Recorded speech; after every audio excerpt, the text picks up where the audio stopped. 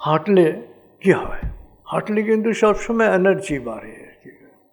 আপনি যখন বসে থাকতে থাকতে পড়তে পড়তে কী হচ্ছে, একটু ক্লান্ত ফিল করছেন, ওঠেন, হাঁটেন।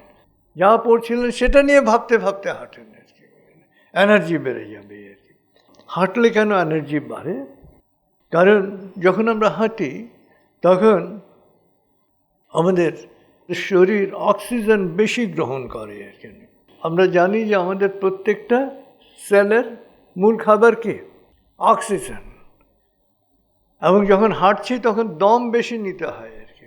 দম বেশি নিলে ফুসফুসে অক্সিজেনের সাপ্লাইটা বাড়ে।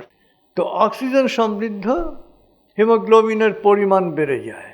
অক্সিজেন হচ্ছে প্রত্যেকটা কোষের কি? জ্বালানি।